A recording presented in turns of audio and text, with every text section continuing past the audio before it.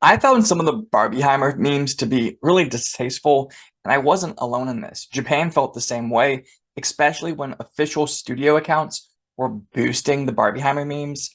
And weirdly enough, one of these indie horror studios is actually making a Barbieheimer film now, of all the things to do. Now, the Japanese don't want a theatrical release for Oppenheimer. Back in 2012, many Americans did not want The Wind Rises to get a release here in the States. The Wind Rises is a romanticized depiction of the life of Jiro Horikoshi, the chief designer and engineer behind many of Japan's fighter aircraft. The Mitsubishi ASM-0 was his infamous masterpiece, a dogfighter that boasted a 12-to-1 kill rate until the US introduced the FSF Hellcat in the later half of the war. This week, thanks to Ghibli Fest, I was able to see The Wind Rises in theaters. It was a really interesting film and one worth seeing. Horikoshi is an interesting foil to Oppenheimer. Both were geniuses, pushing the limits of what was even possible in their own fields. Both lived with the guilt that their inventions were weapons of war. Yet when we examine their lives, filmmakers romanticize their lives despite the baggage they come to the table with. Is there something inherently romantic about someone who is a creator? What attracts us to the minds that push the very limits of what is possible? Is there a cost to even be able to push these limits? Hopefully, we can discover some insights together as we examine The Wind Rises, Oppenheimer, and another favorite movie of mine, The Right Stuff. Japanese filmmaker Hayao Miyazaki is a great lover of planes and the art of flight. His films frequently feature flight, whether by magic or science. Miyazaki's father, Katsuchi Miyazaki, was the owner of Miyazaki Airplane, which manufactured parts for various aircraft, including the Zero. After his father's death in 1993, Miyazaki regretted never having an earnest talk about the war and its effects with his father.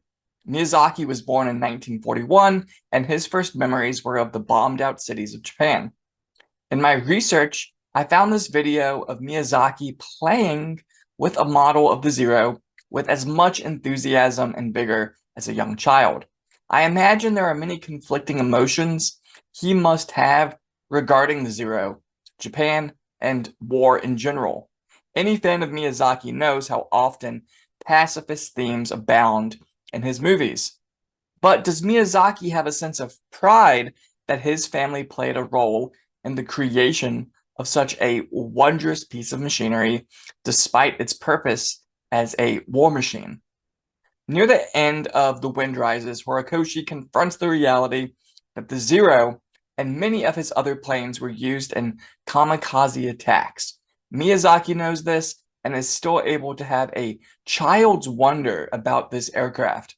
In an interview with Asahi Shimbun, Miyazaki stated that he had very complex feelings about World War II, but still felt the Zero represented one of the few things we Japanese could be proud of. They were truly a formidable presence, and so were the pilots who flew them. In many ways, I wonder if The Wind Rises isn't Miyazaki's attempt to confront the past, but find a way forward as well.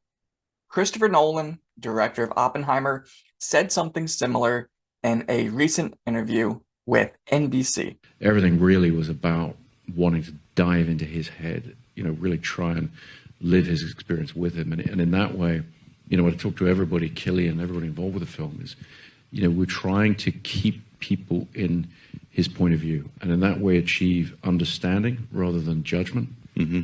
And the hope is that by achieving that and going through the story that way, you sort of leave the film with some unsettling questions and some troubling issues.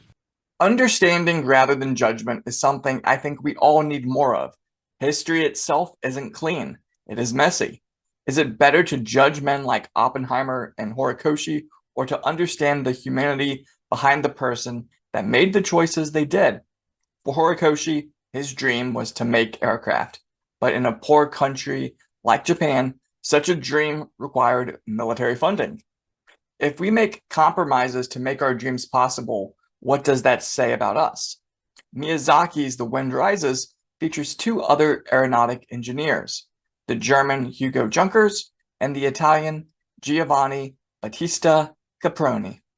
Junkers refused to work with the Nazi government and was placed on house arrest until his death. Junkers died a traitor in the eyes of his own government, who accused him of high treason. After his death, the Nazis took over his company and produced the aircraft they needed for the war. Caproni was no stranger to war. He had produced bombers during the First World War and produced aircraft for Mussolini as well. Pressures from the Italian government led to his designs lacking the refinement they needed, and these vehicles were outcompeted by other governments. Caproni manufacturers would go bankrupt by the 1950s. Caproni himself died shortly after. Junkers and Caproni were both interested in aircraft for transportation. Both were early developers of this technology to mixed results. Junkers succeeded quite well. Caproni himself was an early adopter of the ducted fan.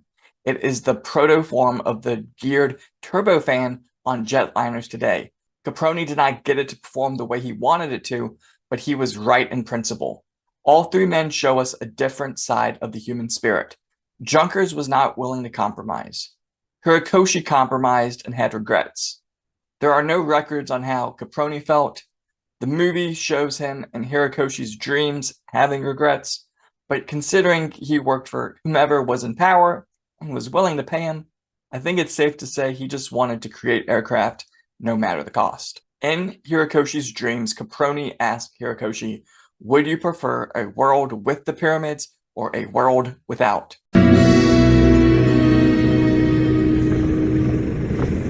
Which would you choose? A world with pyramids or without? What do you mean? Humanity has always dreamt of flight, but the dream is cursed. My aircraft are destined to become tools for slaughter and destruction. I know. But still, I choose a world with pyramids in it. Which world will you choose? I just want to create beautiful airplanes.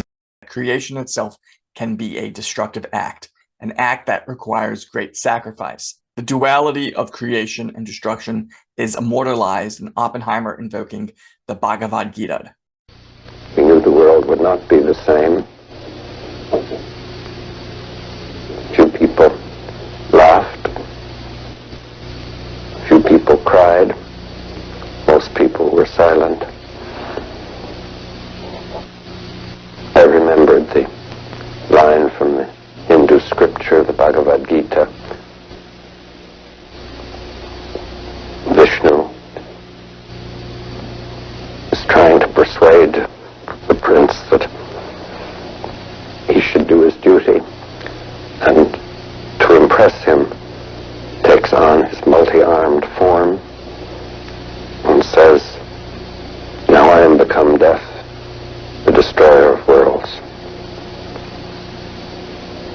I suppose we all thought that one way or another. The Wind Rises shows Mitsubishi losing test pilots and its impact on Horikoshi. This is partially based on actual history and not a liberty of the film. Lieutenant Maibi Shimokawa was a friend of his, Horikoshi, who died testing a plane. It hit him quite hard. In 1944, when the Japanese people learned about the Kamikaze attacks, Jiro Horikoshi was approached by the press to answer questions about what this actually meant. He found it very difficult to do, knowing that it was a one-way ticket for these men. In the movie The Right Stuff, we see this tale from the perspective of the test pilots. At the Happy Bottom Riding Club, Pancho immortalizes the pilots who died testing experimental aircraft by placing their pictures on the wall. Hey, Pancho. I was looking at the pictures on your wall, and I was wondering how come a fancy pilot like Slick over there doesn't have his picture up there? What do you have to do to get your picture up there anyway? You have to die, sweetie. They were willing to die to chase what was possible. The Right Stuff shows us a different foil. Chuck Yeager versus the Mercury astronauts, and ask us who really the best pilot is. Throughout the film, the men of the Mercury program have the right stuff. based on what the government wants, but are they really pilots or just, as the film says, spam in a can? Well, that just means that you boys don't need no honest-to-God pilots. You know, what you ought to get is a little old lab rabbit to curl up inside your damn capsule. You know, with his heart going pitter-patter and a wire up the kazoo. I don't hold with it. I don't either. You want a pilot to be a ballistic missile and then splash down, possibly get lost at sea. You know, there's some things you can't change. Some peckerwood's gotta take the beast up, and some peckerwood's gotta land the son of a bitch. And that peckerwood is called a pilot. You're mighty right. These boys smell panic in your program. That's one thing they don't respond to. Now, maybe if we talk privately, that Yeager there and some of the other boys. That's one by Yeager? one, yeah. I'll tell you what else, anybody who goes up in that damn thing is gonna be spam in a can. I'll drink to that. Although Cooper spent the whole film saying that he was the best pilot around, Trudy, who's the best pilot you ever saw? Huh? Who's the best pilot you ever saw?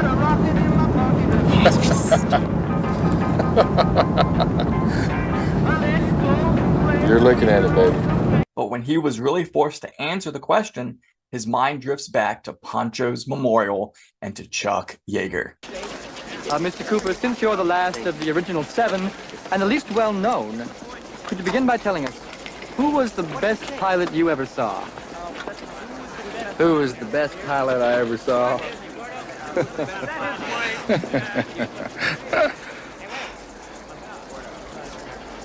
Who was the best pilot I ever saw? Well, I'll tell you.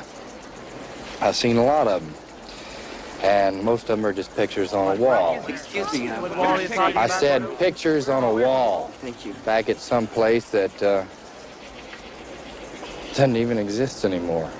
Mr. Cooper, And some of them are right here in this room. gotta be a great pilot. And some of them are they're still out there somewhere, doing what they always do, going up each day in a hurtling piece of machinery, putting their hides out on a line, hanging it out over the edge, pushing back the outside of that envelope and hauling it back in. But there was one pilot I once saw who I think truly did have the right. How close did you ever come to not being able to call it back?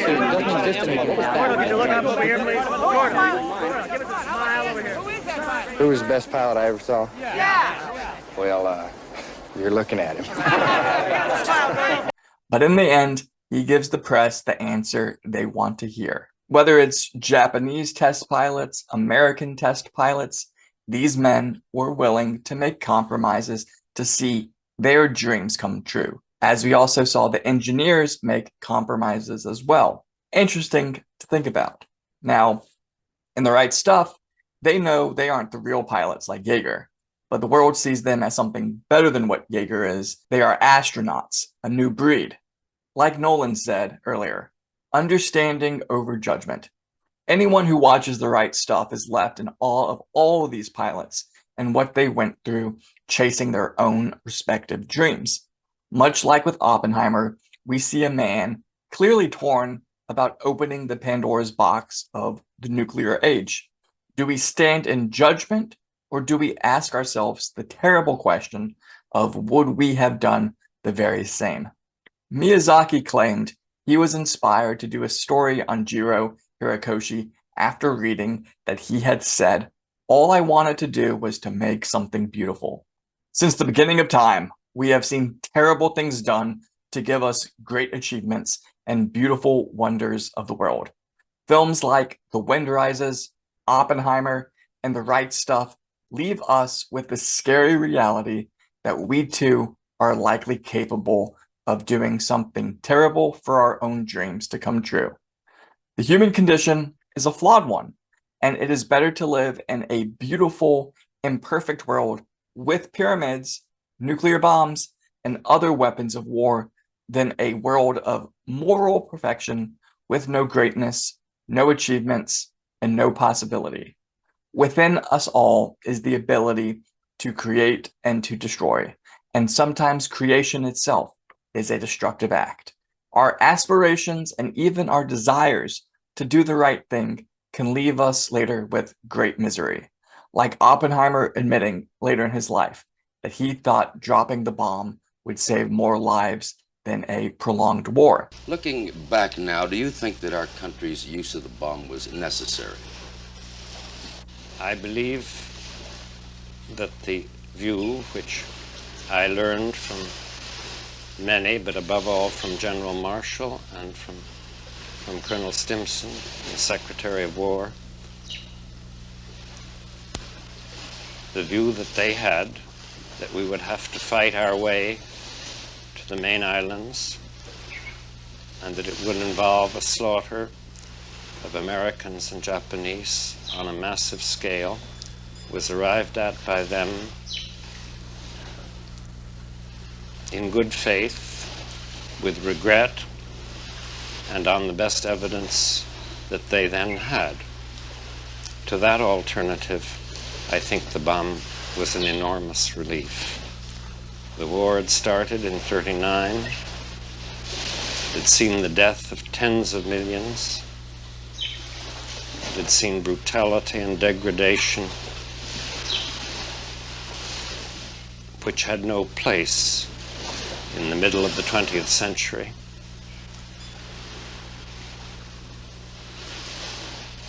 And the ending of the war by this means, certainly cruel, was not undertaken lightly. But I am not, as of today, confident that a better course was then open. I have not a very good answer to this question.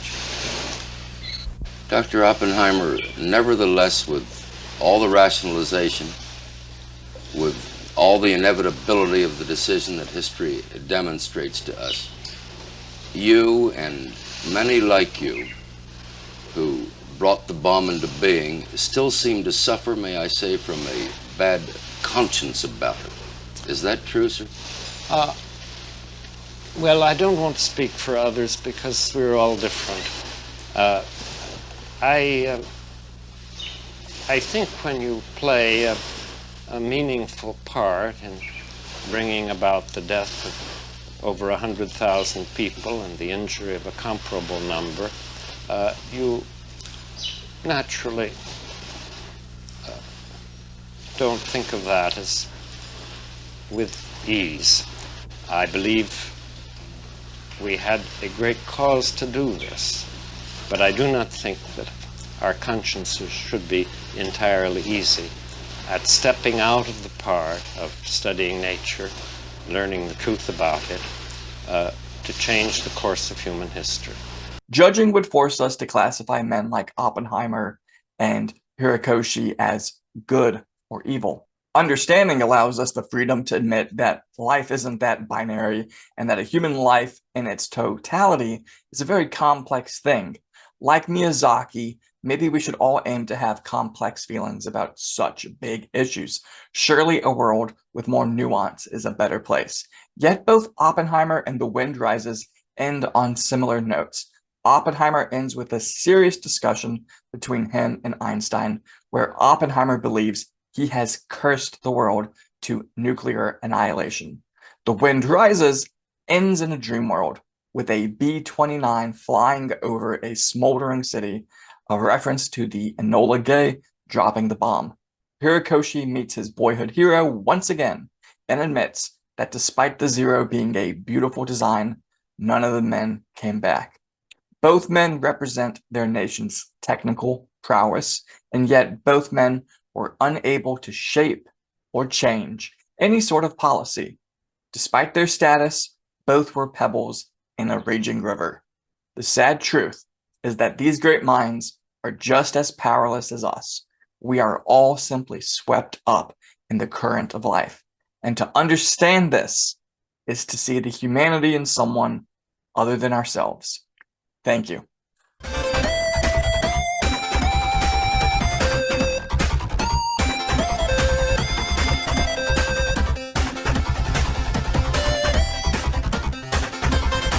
for the